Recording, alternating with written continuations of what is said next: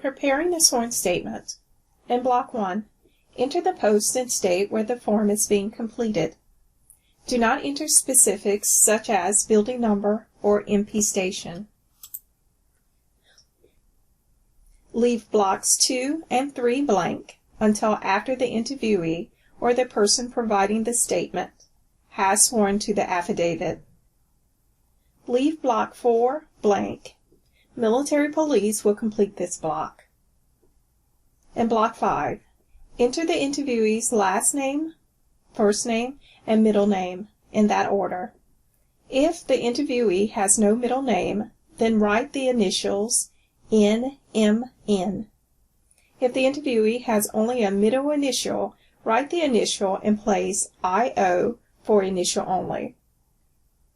In Block 6, for PDF fillable forms, enter the interviewee's Social Security number without the dashes. In Block 7, enter the interviewee's grade and component status. In Block 8, enter the complete military address to include the post, state, and zip code, or APO or FPO, of the person providing the statement. If a civilian other than a government employee is providing the statement, enter the interviewee's address, including city, state, zip code, APO or FPO. Use military addresses for those civilians employed by the government.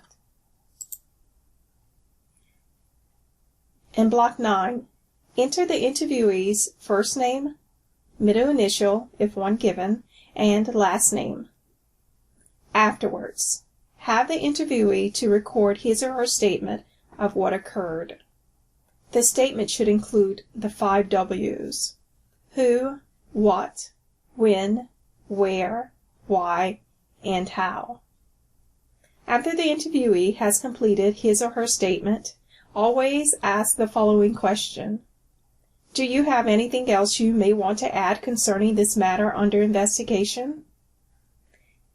If or when the interviewee writes or says no, type 3 forward slashes before the phrase "end of statement," followed by 3 forward slashes. For example, as shown here on the sample sworn statement. Leave Block 10 blank. This is for court purposes. Leave Block 11 blank, as well as the number of pages. Disregard the additional pages statement below Blocks 10 and 11. Complete the continuation pages only if the interviewee needs additional pages. If not, leave blank. For the affidavit, enter the interviewee's first name, middle initial, and last name. Before the interviewee signs the sworn statement, have the interviewee to reread the statement that began on page 1. However, if you notice an error has been made, have the interviewee correct this error on the fillable PDF. For written sworn statements with an error, have the interviewee correct the error by making a single line through the error, and make the correction above the error, and have the interviewee initial the correction. For fillable PDFs, have the interviewee digitally sign the affidavit using his or her Common Access card. Or for printed forms, have the interviewee to manually sign the printed forms. Return to page 1 and complete Blocks 2 and 3.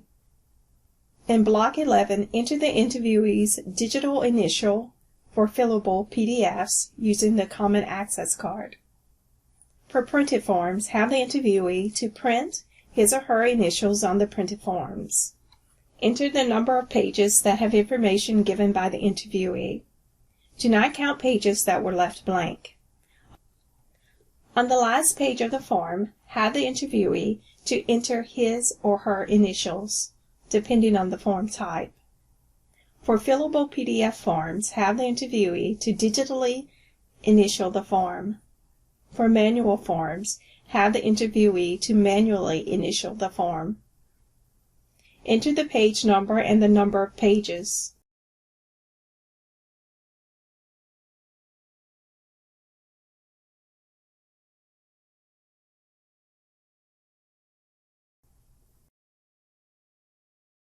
This concludes completing a DA Form 2823 sworn statement.